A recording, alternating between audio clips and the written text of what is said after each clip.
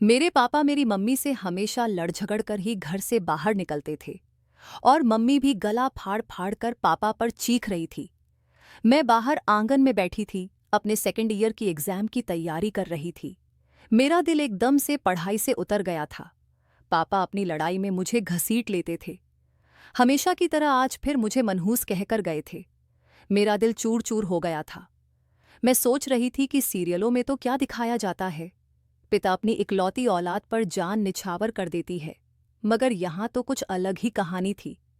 मेरा बाप मुझे मनहूस कहता तो मम्मी गुस्से में आकर कहती, भगवान से प्रार्थना करो वह मर जाए, खत्म हो जाए, तुम्हारी जिंदगी में मेरी बेटी रानी का मनहूस साया ना पड़े। मैंने ऐसी जिंदगी जीकर भी क्या करना था, एक दादी की कसर ही रह जाती। जैसे ही पापा घर से बाहर निकलते तो फिर दादी का बोलना शुरू हो जाता, ऐसे कर दिया, वैसे कर दिया। मैं बहुत परेशान हो गई थी। हमारा घर एक युद्ध के मैदान से कम नहीं था। लोग अपने अपने छत पर खड़े होकर सास बहू की लड़ाई से ऐसे मजा उठाते जैसे कोई थिएटर में फिल्म चल रही हो। मैं तंग आ चुकी थी। इन सब झगड़ों से दादी मम्मी को कोसने लग जाती और कहती, मैं तुझे तो छुड़वा कर ही रहूंगी। और मैं अपने बेटे की दूसरी शादी करवाकर, सोनिया तूने बहुत ऐश कर ली और मेरे बेटे की कमाई खा खाकर बहुत तुझे चर्बी चढ़ गई है। फिर मम्मी और दादी की तू मैं शुरू हो जाती और वह शाम तक चलती रहती। मुझे दादी की बात पर बहुत हंसी आती। मैंने अपनी मम्मी को कभी अपने ऊपर 1 रुपए भी खर्च करते नहीं देखा था। ऐश तो बहुत दूर की बात है। मम्मी मेरे पास आई तो मैं अपने ख्यालों से चौंक गई थी। उन्होंने अपने दुपट्टे से बंधे हैं, घाट खोलकर मुझे कुछ पैसे थमा दिए और बोली, जा बेटा, दुकान से 1 किलो बाजरे का आटा ला दो, बाजरे की रोटी तेरे पापा बहुत शौक से खाते हैं। मैंने मम्मी से पैसे लिए और चप्पल पहनकर बाहर की तरफ चलती थी। मैं यह सोच रही थी कि मम्मी हर रोज मुझसे बाजरे का आटा क्यों मंगवा है, जब उन्होंने पकाने ही नहीं होते। मम्मी पता नहीं इन आटे का क्या करती थी, आज ये अस्तातीन सी के का क्या करती थी। मुझे तो यही लगता था कि घर के टेंशन वाले माहौल से मुझे दूर करने के लिए बाहर भेजती थी, ताकि मेरा मूड फ्रेश हो जाए, सुकून की सांसें ले सकूं। मेरी मम्मी साधारण औरत थी, सारा दिन काम में लगी रहती, मगर उनको कोई भी खुशी नहीं थी। उनकी गलती यह थी कि वह पापा को बेटा नहीं दे सकती थी। मेरी पढ़ाई के बाद मम्मी कुछ ऐसी बीमारी लग गई थी कि मम्मी अब दोबारा कभी बच्चा पैदा नहीं कर सकती थी। इस बात से पापा मम्मी को मनहूस कहते थे। मेरे पापा बिल्कुल मनमौजी इंसान थे। उन्होंने घर के बाहर अपनी दिलचस्पी का बड़ा सामान रखा था। वह घर में मम्मी के साथ ठीक रहते, मगर जिस दिन दादी पापा से अपनी चाह बता देती कि एक पोता होता तो बहुत अच्छा होता और मेरे पापा को बेटे की फिक्र दिमाग में डाल देती, तो वह बहुत परेशान हो जाते थे। दादी उनसे कहती थी, अरे दिनेश, तेरे बाद हमारी नस्ल खत्म हो जाएगी। तू कब तक इस मनहूस औरत के पल्लू से बंद कर रहेगा? मैं तेरी दूसरी शादी करवा कर रहूंगी। दादी के पास से पापा उठकर कमरे में चले जाते, मम्मी को डांटने लगते थे। पहले मम्मी चुप रह रहा करती थी, मगर अब बोलने लगी थी। इस तरह लड़ाई अब जोर पकड़ने लग गई थी। इस लड़ाई की वजह से मैं बहुत दिमागी डिप्रेशन में रहने लगी थी। यूं ही दिन गुजरते जा रहे थे। एक दिन मैं कॉलेज से घर वापस आई तो मम्मी को आंगन में फूट फूट कर रोते देखा था। मैं बहुत घबराई। मैंने अपना बैग दरवाजे पर यह फेंक दिया था। मैं भागकर मम्मी के पास आई और बोली, मम्मी मुझे बताइए क्या हुआ है। और रोती रह गई थी और बोली, मैं उजड़ गई, मैं बर्बाद हो गई, मेरा कुछ भी नहीं रहा दुनिया में। मैं बहुत ज्यादा घबराई हुई थी। मैं बोली, मम्मी बताइए ना, क्या हुआ? मम्मी, पापा तो ठीक है ना? मम्मी मेरे गले से लगकर फूट फूट कर रोने लगी थी। वह बोली, तेरी दादी ने अपनी सहेली की लड़की को बुलवाया है। अब तेरा बाप उससे शादी करके हम दोनों को घर से निकाल देगा। हम दरबदर की ठोकरें खाएंगे। मेरी मम्मी की बात तो परेशान करने वाली थी। मैंने मम्मी को दिलासा दिया तो वह जरा संभल गई थी। उन्होंने जल्दी से अपने पल्लू से पैसे निकाले और बोली, जा जाकर 1 किलो बाजरे का आटा ला दे। मुझे माँ की हालत देखकर हंसी आ गई। कहाँ तो उनको खाने पीने की भी होश नहीं थी और अब 1 किलो बाजरे का आटा किस लिए मंगवा रही थी। मैं बोली, मम्मी क्या, ये वाले बाजरे का आटा अपनी होने वाली सौतन के लिए पकाओगी क्या? मेरी बात सुनकर मम्मी थोड़ा सा घबरा सी गई थी। मैंने हंसते हुए उनसे पैसे लेकर दुकान से बाजरे का आटा लेने चली गई थी। मुझे मालूम था कि हर रोज की तरह आज भी बाजरे का आटा रोटी नहीं बनेंगे। कभी कभी तो मुझे लगता मम्मी 1 किलो बाजरे का आटा हर रोज मंगवा रही है, कहीं इन आटे का गोदाम तो नहीं खोल रही। फिर मैंने खुद ही अपने उस ख्याल पर हंस देती थी। मैं बाजरे का आटा लेकर वापस आई तो दादी की सहेली की बेटी आ चुकी थी। वह 27-28 साल की लड़की होगी, मम्मी से 8 साल छोटी। उन्होंने बड़े बड़े फैशन के कपड़े पहने हुए थे, जीन्स और पेंट। अब बड़ी स्मार्ट बनकर आई थी क्योंकि मेरे पापा से उसे शादी करनी थी। जब मैंने अपनी मम्मी को देखा तो मम्मी बिल्कुल ही बुझी हुई थी। वे 4 साल पुराना कपड़ा पहनकर आंगन में गुमसुम सी बैठी हुई थी। रिया आंटी के सामने बिल्कुल ही फीकी पड़ गई थी। मुझे मम्मी पर बहुत तरस आया था। मैंने पापा को देखा तो पापा रिया आंटी को ताक रहे थे। दादी भी बहुत खुश थी। मैं अपनी मम्मी की हालत समझ सकती थी। फिर हम सब ने मिलकर खाना खाया था। दादी हर चीज सबसे पहले रिया आंटी को दे रही थी। पापा भी उनके पीछे चले जा रहे थे। मम्मी और मैं, हम दोनों तो बिल्कुल बेजान से पड़े हुए थे। ऐसा लगता था हम वहां मौजूद ही नहीं थे। मम्मी, आज आप सुबह रिया आंटी के डर से शॉपिंग करने जा रही हो। मेरे कहने पर जाती तो यह समस्या ही ना पैदा होते। मम्मी बहुत गंभीर हो रही थी। मम्मी ने पहली बार अपने लिए शॉपिंग करने के पैसे पापा से लिए थे। पापा ने मम्मी को अच्छे खासे पैसे दिए थे। पता नहीं पापा की इस मेहरबानी के पीछे पापा के कौन से राज छुपे हुए थे, या खाने के बाद सब अपने अपने कमरे में चले गए थे। मुझे मालूम था आज सारी रात मेरी मम्मी रोने वाली थी। सुबह हुई तो मम्मी मेरे पास आई और बोली कि आज तुम कॉलेज नहीं जाओगी, हम बाजार जाएंगे, मैंने कुछ खरीदारी करनी है। मैं हंस पड़ी। मैंने कहा सुबह रिया आंटी के साथ। आंटी के आने के पीछे उनकी खुशी थी। उन्हें पैसे की परवाह नहीं होती थी। जो भी था, हम दोनों माँ बेटी बाजार गए। मैंने मम्मी को अच्छे अच्छे फैंसी कपड़े दिलवा दिए थे, एक नया जूता भी। मम्मी को दिलवा थे। वापसी पर कपड़े दर्जी को भी दे आए थे। अब हम घर लौट आए तो दादी तो अपने कमरे में बैठी माला जप रही थी, जबकि पापा सुबह रिया आंटी के साथ बातों में बहुत बिजी थे। मम्मी की सारी खुशी बिल्कुल मंदी और फेंकी पड़ गई थी।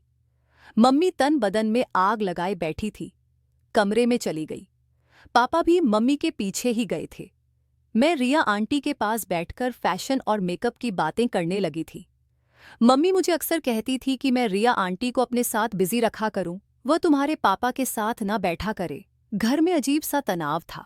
दादी सारा दिन आरती आंटी को पापा के नजदीक भेजने की आइडिया निकालती रहती थी, जबकि मेरे पापा तो खुद रिया आंटी के पीछे पीछे थे। मम्मी इधर अलग जतन करती और पापा मनमौजी से थे। मैंने गौर किया था कि वह रिया आंटी के सारे हुस्न के बावजूद कभी कभी ही बात करते थे। मेरी मम्मी भी अब नए कपड़े पहनने लगी थी और रोज बालों में कंघी करती और मेकअप भी करती। एक दिन हम सब मिलकर खाना खा रहे थे, जब दादी मुझसे बातें कर रही थी। रानी, खाना खाकर सामने वाली दुकान से 1 किलो बाजरे का आटा ले आना, तुम्हारे पापा बहुत शौक से खाते हैं। मैंने हैरत से दादी की तरफ देखा और बोली, दादी आपने भी मम्मी वाला कारोबार शुरू करने का सोच लिया क्या? सबने चौंक कर मेरी तरफ देखा तो पापा बोले, क्या मतलब? मैं सारी बात बताने वाली थी। मतलब मम्मी, मुझे दुकान पर अब भी मैंने इतना ही कहा था। मैंने बात करते करते मम्मी की तरफ देखा तो वह ना में सर हिला रही थी। उनकी आंखें भी मुझे बहुत घूर रही थी। मुझे लगा मुझे मम्मी की बात सबके सामने नहीं बतानी चाहिए, इसलिए मैंने बात बदल डाली। मम्मी मुझे जब कोई चीज़ मंगवाते हैं तो मुझे भी पैसे देती हैं, तो मुझे लगा दादी ने भी वही वाला कारोबार शुरू कर दिया है। पापा मेरे हंस पड़े थे। खैर, उस दिन दादी ने जब बाजरे का आटा मंगवाए तो हमारे घर में उस दिन सच में बाजरे की रोटियां पके थे, जो कि मैंने बहुत शौक से खाए थे। अब काफ़ी दिन सुकून से गुजर गए थे, लेकिन दादी की फिर से रंगत फिरने लगी थी और उठते बैठते पापा को याद दिला दी थी कि तुम्हारी कोई औलाद नहीं है, हमारी नस्ल खत्म हो जाएगी। दादी कभी मम्मी को कोसने लगती थी, अब वह साफ साफ शब्दों में पापा को कहती थी कि तुम हाँ भरो तो मैं रिया के साथ तुम्हारी शादी करवा दूंगी और तुम्हारा घर आबाद कर दूंगी। पापा कहते, मम्मी मेरा घर तो पहले ही आबाद है, लेकिन दादी कहाँ मानने वाली थी। एक दिन कॉलेज से वापस आई तो मम्मी को कमरे में अंधेरा करके लेटे देखा और वो बड़ी फूट फूट कर रो रही थी। मेरा दिल घबरा गया था। मैंने मम्मी के गले लगकर उन्हें चुप करवाया, उन्हें तसल्ली दी, फिर उनसे पूछा कि मुझे सारा किस्सा बताएं कि क्या हुआ है। मम्मी बोली, रानी बेटा, तुम दुकान से मुझे 1 किलो बाजरे का आटा ला दो, फिर बताती हूँ। मैं चुपचाप दुकान से बाजरे का आटा ले आई थी। मम्मी कभी भी खुद बाजरे का आटा लेने नहीं गई थी, वह मुझसे हर दम मंगवाती थी। मुझे कहती, कॉलेज से आना, बैग में बाजरे का आटा छुपा कर ले आना। अगर कोई पूछे तो कह देना कि दुकान से कॉपी या कोई किताब लेने गई थी। मैंने वापस आकर मम्मी से रोने की वजह पूछी थी। वह बोली, तुम्हारी दादी ने मुझसे कहा कि मैं तुम्हारे पापा का कमरा छोड़कर तुम्हारे कमरे में शिफ्ट हो जाऊं, वहां रिया को दुल्हन बनाकर लाएगी। मैंने पूछा कि अब क्या करेंगे। वह बोली, तुम्हारे पापा से राय मांगूंगी कि अगर वह कहेंगे कि माँ की बात मान लूं तो मैं घर छोड़कर चली जाऊंगी। मैं मम्मी की बात सुनकर बहुत ज्यादा डर गई थी, क्योंकि मेरी मम्मी अपने वादे की पक्की थी। उन्होंने जब भी कोई फैसला लिया था उस पर बिल्कुल खरी उतरती थी। मैं सारा दिन प्रार्थना करने लगी थी कि काश पापा मम्मी का साथ दें। इस बात का तो चांस बहुत कम था, मगर मैं प्रार्थना जरूर कर रही थी। खैर, पापा शाम को घर लौटे थे। वे आंगन में बैठकर रिया दीदी के साथ पूरे 2 घंटे से बातें कर रहे थे। पापा के चेहरे पर गुलाब खिल रहे थे। मेरे दिल में बहुत डर लग रहा था कि काश पापा मम्मी के साथ भी ऐसे ही खुश होकर बातें करते। फिर पापा उठकर अपने कमरे में चले गए थे। मेरा दिल अब बुरी तरह से धड़क रहा था। पता नहीं आज पापा मम्मी की किस्मत में क्या फैसला करेंगे। थोड़ी ही देर गुजरी थी कि मम्मी मेरे पास आई। उनकी आंखें आंसुओं से भरी हुई थीं। वह मेरे गले लगकर फूट फूट कर रो रही थी। मैं सब समझ गई थी। मम्मी, मैं भी अब आपके साथ जाऊंगी, मुझे इस घर में नहीं रहना। मैंने अपना फैसला सुना दिया। तब मेरी मम्मी मुझसे जुदा होकर बोली, अरे पागल, आज तेरे पापा ने मेरी लाज रख ली है। उन्होंने मुझे मेरी नजरों में मेरा मर्तबा ऊपर कर दिया। मैंने उनको तुम्हारी दादी की बात बताई तो वह बोली, माँ का तो दिमाग चल गया है, तुम बिल्कुल भी परेशान मत होना। मैं खुशी से झूम उठी थी। मेरे दिल से मानो बोझ उतर गया था। लेकिन यह खुशी भी ज्यादा दिन टिकने वाली नहीं थी। इस वाक्य के कुछ दिन बाद ही पापा रिया आंटी को शॉपिंग करवाने ले गए थे। वे आंटी के साथ जॉगिंग करने निकल जाते थे। इधर मम्मी सूख सूख कर कांटा हो जाती थी। मम्मी की जिंदगी अब तो सारा दिन पापा की जासूसी करते निकल जाती थी, या फिर मुझे बाजरे का आटा लाने के लिए भेजने में गुजरती थी। अब घर के समस्या बिगड़ने लगे थे। अब तो रिया आंटी ने साफ शब्दों में दादी से कह दिया था कि रोहित ने अगर अगले हफ्ते मुझसे शादी ना किया तो मैं वापस चली जाऊंगी। आखिर कब तक मैं यहाँ इंतजार में बैठी रहूंगी। रिया आंटी की बात सुनकर दादी बहुत परेशान हो गई थी। वे इसीलिए मम्मी की दुश्मन बन चुकी थी। उस दिन तो इतवार था, मैं घर पर ही थी। दादी सुबह से मम्मी के साथ चोंच लड़ा रही थी। मैं अपने मम्मी का काम निपटाकर कमरे में जाकर लेट गई थी। पहले तो दादी गंदी गंदी गालियां दे रही थी, मम्मी को तंग कर रही थी कि रोहित का कमरा खाली कर दो, नहीं तो मैं तुम्हें कमरे से नहीं बल्कि उसकी जिंदगी से भी निकाल दूंगी। मम्मी कुछ ना बोली तो दादी कमरे में घुसकर मम्मी का सामान कमरे से बाहर फेंकने लगी थी। अब मुझे भी दादी पर बहुत गुस्सा आ गया था। मैं मम्मी के कमरे में चली गई और मम्मी पर ही गुस्सा करने लगी कि वह दादी को उनकी हद में क्यों नहीं रखती। मम्मी ने मुझे कहा कि मैं सब संभाल लूंगी, तुम बस मुझे 1 किलो बाजरे का आटा ला दो। मैं वहां से उठी, चप्पल पहने और आटा लेने के लिए निकल पड़ी। आज मैं आटा लेकर बैग में डालने लगी तो मुझे पन्नी पर फटा हुआ महसूस हुआ था, लेकिन मुझे घर की फिक्र थी। मैंने ऐसे ही अपनी बैग में डाल लिया। आधे रास्ता तक आ गई तो मुझे बैग में कुछ उछलता हुआ महसूस हुआ। मुझे बहुत डर लगा। जब मैंने बैग खोला तो उसमें एक पक्षी पड़ा था। मेरी तो जैसे डर के मारे रूह तक कांप गई कि मैंने वह पक्षी सड़क पर ही फेंक दिया और खुद घर आने के बजाय पापा के स्टेशनरी पर चली गई थी।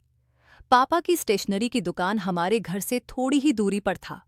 वह मुझे देखकर परेशान हो गए थे। मैंने उनको अपने साथ घर चलने को कहा था। वह बिना कुछ कहे मेरे साथ चल पड़े थे। इधर पापा ने घर का दरवाजा खोल था कि मम्मा कटा हुई मछली की तरह डोलने लगी थी। जब पापा ने आगे बढ़कर उन्हें थाम लिया था, पापा ने हम दोनों माँ बेटी का हाथ पकड़कर घर में ले गए थे। दादी फिर शेरनी बनी हुई थी। वह चीखने लगी थी, रोहित अब भी, और इसी वक्त तू अपनी पत्नी को घर से निकाल दे, इसने तुम्हारी माँ के साथ बेइज्जती की थी। दादी की बात सुनकर पापा बोले, पहले यकीनन आपने ही कुछ कही होगी। पापा की बात सुनकर तो दादी का पारा और हाई हो गया। वह बोली, मैंने सिर्फ उससे इतना कहा था कि तुम्हारा कमरा खाली कर दें। इस कमरे को मैंने रिया के लिए सेट करना है, कल तुम दोनों की शादी करवा दूंगी। पापा हंस पड़े थे और बोले, माँ अब बस भी कीजिए। रिया आंटी से बोले, रिया आप इस घर की मेहमान हो, आपके साथ वक्त भी बहुत अच्छा गुजरा, लेकिन अब अच्छा नहीं लगता, मगर मेरी मजबूरी बन गई है कि मैं आपसे कहूँ कि अब आप हमारे घर से चले जाएं। मुझे बिल्कुल अच्छा नहीं लगता, आपकी वजह से हमारे पड़ी थी रोहित।